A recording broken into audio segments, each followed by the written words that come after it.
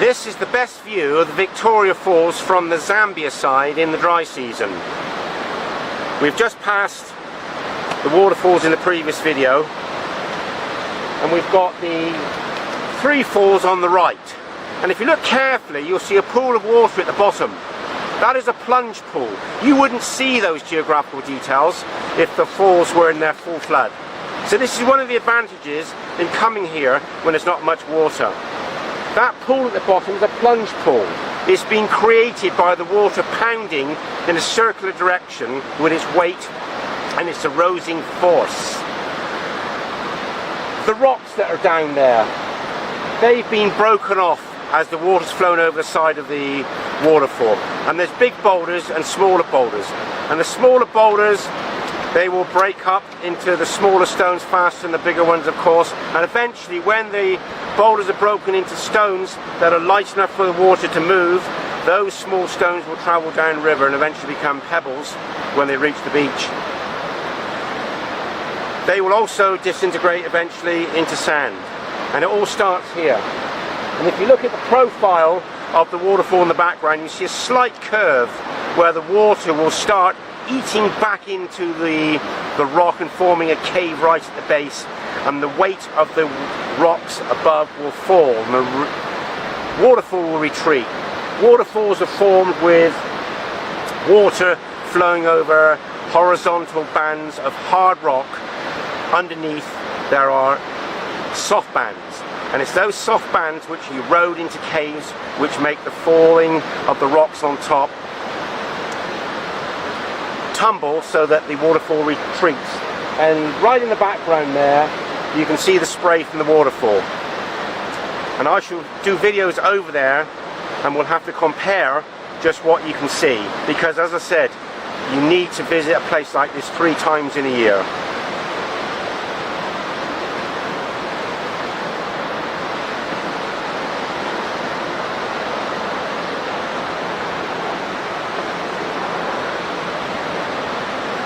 We take the camera and we start the analysis at the Zimbabwe side.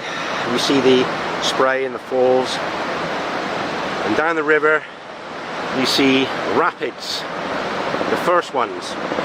And what's interesting is this entrance to the gorge down here, very narrow, and that's going to take water that has fallen a mile in width during peak flow, February, March, April. So we've got the waterfalls,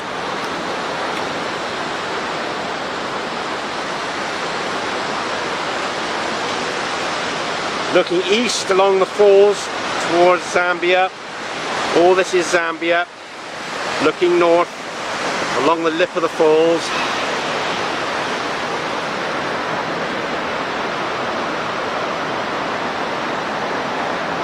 And where you've got the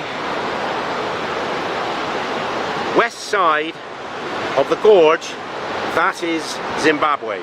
So Zimbabwe is about 1 kilometre from here. And this is a fantastic photographic juncture to be able to see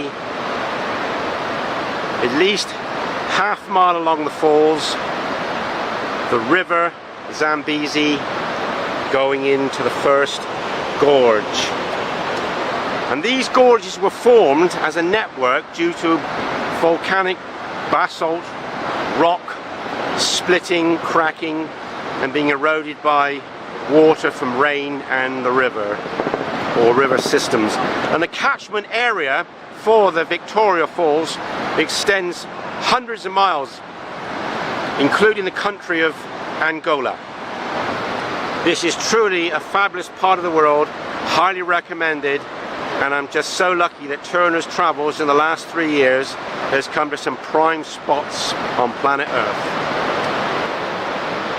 Here's a footnote to the previous video. After careful visual study, you can see how the waterfall has retreated. because where the water is pounding into the rock pool, that ledge of rock you see on the right side of the channel, that was once the base of the waterfall.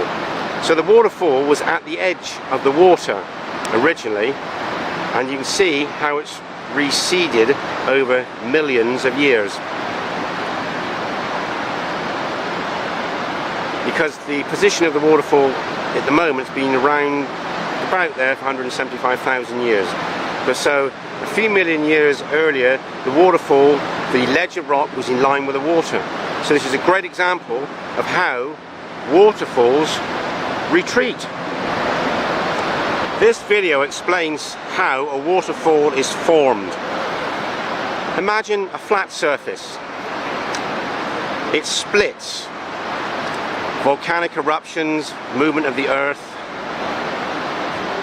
shrinkage of rock, heat, water, and the water fills the cavity and erodes a gully. It deepens, widens. Water power. And you can see that on the right side of the channel is a ledge of rocks. That would have been the original front of the waterfall in the fissure, the crack in the rock, and it's eaten backwards. And you've got the slight curving of the waterfall's rock edge being formed by the water. That causes the overhang, which will eventually cause the rocks to drop from the higher parts and smash and eventually end up in the river. But there's your platform in front of you where the original foot of the waterfall was. So, to the right of the stream was the front wall of the waterfall. And the rocks you see above it, leading to the plunge pool, that's the remainder of the original site of the waterfall. So this is really a fantastic geography lesson to be here.